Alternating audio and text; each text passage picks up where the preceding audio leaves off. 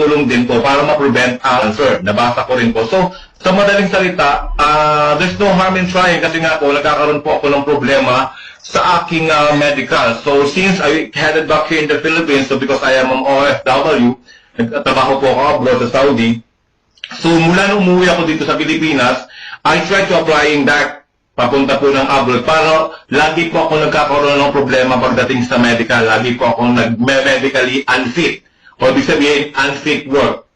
Okay, unfit to work. Ibig sabihin, kahit ikaw ay fit to work, as per the discretion of your employer, pasa ka sa interview and lahat ng mga directives or requirements nila, okay, napisil ka nila o napili ka nila to working for them as part of their organization or company.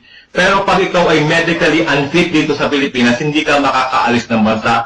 At iyan ang aking problema sa loob ng 3 taon kasi nga nagkaroon po ako ng diabetes mellitus 2 or diabetic 2 po ang inyong abang lingkod, si Case TV. So, sa madaling salita po, napakalaki po ng pera na nagastos ko, no? Alam na po natin ang pagpapamedical, pinakamababa po is 4,600. Eh, paano kung repeat medical, kung ng repeat medical? So, sa pag-apply ko lang po nitong past few months po, ay pumalo po ng 25,000 na nagastos ko sa pagbabayad lang po ng medical expenses. Bukod pa po doon, syempre, yung pamasahe mo papuntang Manila, no? Pagkain mo, and so on and so forth. So, napakalaki po ng gastos ng pagpapamedical. Yun po ay discounted pa kasi may referral pa galing si agency. What more, kung ikaw ay magpapa-check up or magpapa-complete medical, okay, or complete test po dito sa mga hospitals, hindi lang po 4,600 ang ating magagastos po, guys. More than that. Dahil isang lapid lang po, di ba?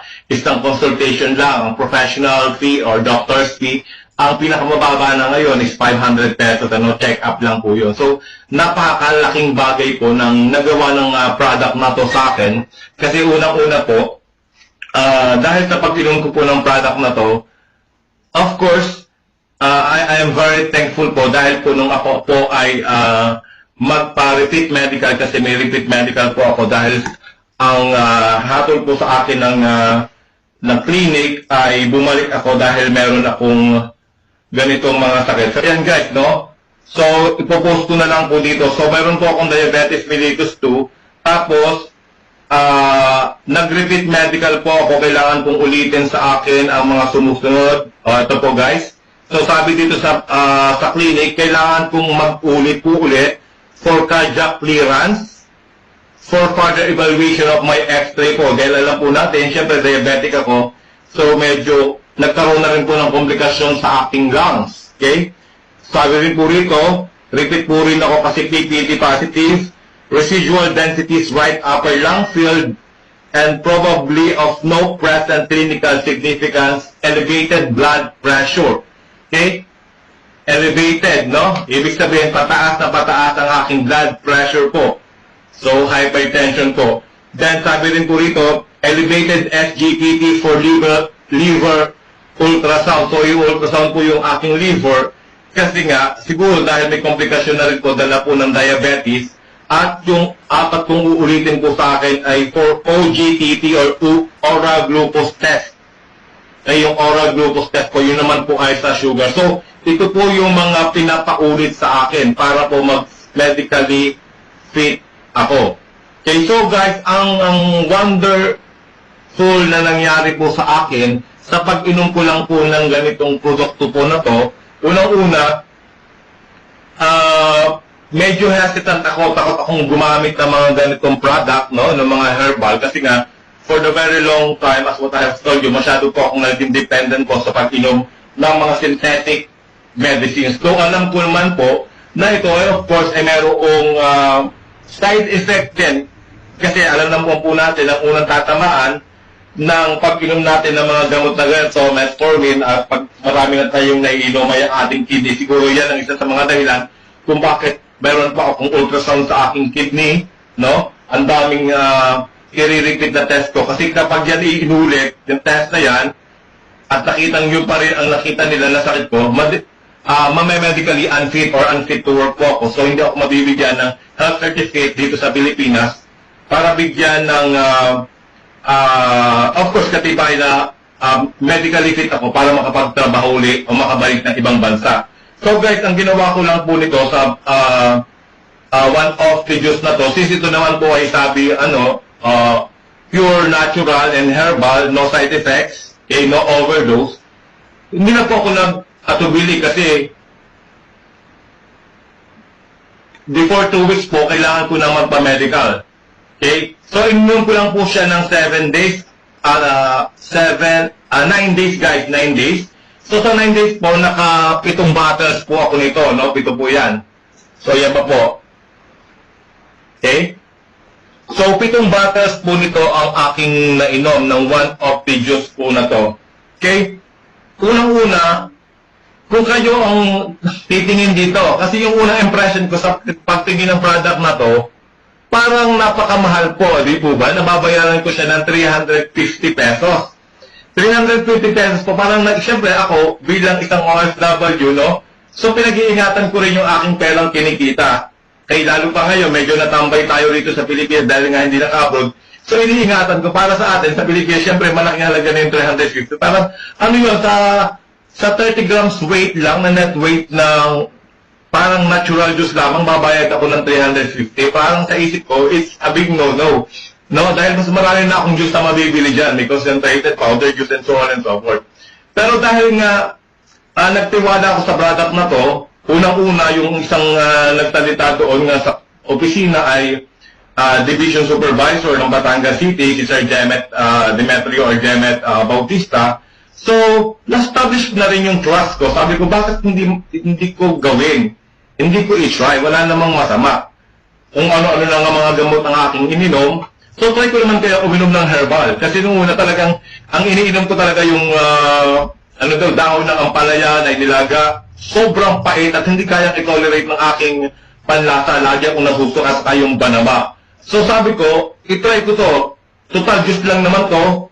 Kaya ko naman sigurong inumin yung mga components o ingredients nito. At saka, unang-una, may stevia to. So, wala siyang refined sugar. So, hindi ako maapektuhan ito. Hindi tataas ang sugar ko kasi stevia yung pampatamis dito. Nung ininom ko, masarap naman yung lasa. Kaya nakuubos agad ako ng isang bote nito. Kaya lang guys, ang sabi dito, bago nyo siya inumin ay during an empty stomach. So, 30 minutes before your meal. So, ang ginawa ko po, 30 minutes before po ng breakfast, ako mag-breakfast, uminom po muna ako siguro ng kalahati nito, ininom ko po yung kalahati nito. Pagkatapos po sa gabi din po, so umaga-gabi lang po ako, bago ako mag-dinner, ganun kalahati din ininom ko. So, after ko po makainom niya ng 7 days, ayun na po yung naging improvement. Hindi po ako nagpa-check up dito sa atin. Okay, hindi po ako nagpa-retest ng mga test na to. Sabi ko, bahala na. Okay? Doon na lang sa medical para medyo makakatipid ako kasi kung gagastos pa uli ako dito, magkano sa test ng sugar, kung lahat-lahat ng mga test na yung gagawin, libo na naman ang gagastusin ko. So, basta nagtiwala na lang ako dito sa produkto na to, itinry ko, wala namang masama hanggang makaibos na ako ng 7 bottles. And thanks God po guys, nung magka-medical po ako ulit, yung unulit po yung mga test na to, ang nakalagay na po ay medically fit na po ako. At ngayon po, katetest ko lang po yung sugar ko. From 400, ang sugar ko po ay nagna-90-95 na lang po. Hindi na po pumapalo ng 100. Pataas ang aking sugar. So, napakalaking bagay ang nagawa nito sa akin. Kasi, unang-una, na-save ang buhay ko. Yun ang mahalaga. Diba sabi nga, one of the main causes of personal bankruptcy is medical expenses. Please comment down below guys kung kayo ay agree sa akin. Diba? Kaya sinasabi, health is wealth. Walang ibang kayamanan ng isang tao kundi ang kanyang kalusugan. Diba guys? Kung ikaw ay mayaman at meron kang sakit, I'm pretty sure dahil mahal mo ang sarili mo, dahil mahal ka ng pamilya mo, kapag ikaw ay nagkasakit, ikaw ay nagkaroon ng malubhang sakit, okay? Of course, your family wants to be with you for a long period of time. Hindi ka pa nila gustong mawala. Yung mga savings mo, lahat yan. Kung hindi mo man gagastusin yan, ibebenta kung may properties kayo ng iyong mahal na buhay because they want to winning your life. Correct? So, kaya po, napakahalaga ng nagawa nito kasi nga, hindi man po tayo yumaman, material na bagay o sa pera, pero pag malusog ang ating katawan, wala tayong sakit. There's a lot of opportunity and avenue for us to getting rich or richer pa. Okay? To acquire what we are dreaming of. Okay? Pero kapag ikaw ay meron ng isang malubhang sakit, kahit gaano kang kayaman, it would be really very impossible and difficult, hard for you to getting what you want because you are not already capable to doing things, okay, to unleaven, okay, yung kahirapan na pinagdadaanan mo. Kaya napakalaking bagay po ng nagawa nitong One of the Diyos sa akin. So, ipopost ko na lang po yung mga testimony niya po niyan sa video na to. Napatunay na isa po ako sa napagaling, okay, ng One of the Diyos.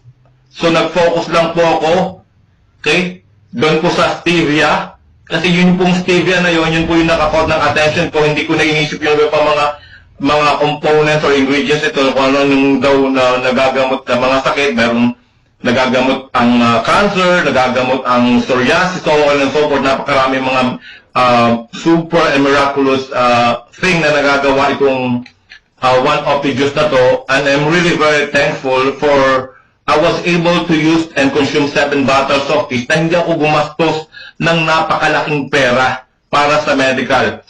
Kasi noong unang namamahalan nga ako kasi 350 ang isa. So, sinabi na lang sa akin ni Norbin, sir, kung gusto mo naman para makatipid ka, para ka magkaroon ka ng 42% na discount, since interested ka na gumamit yan, why don't you apply for a dealership program? Kapag nag-dealer ka, sabi niya sa akin, makaka-discount ako ng 42%.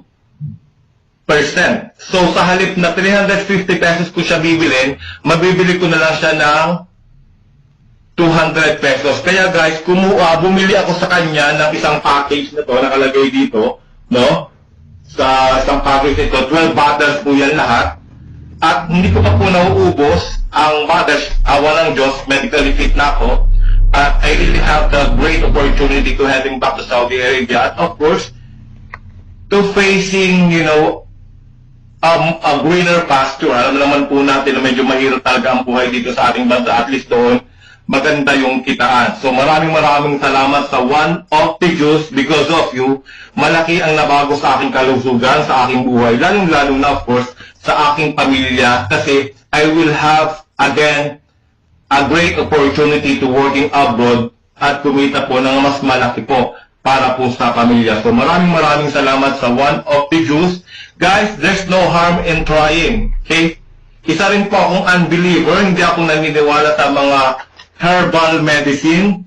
Pero I have tried, tasted, and it proves that nag-work po sa akin. Okay?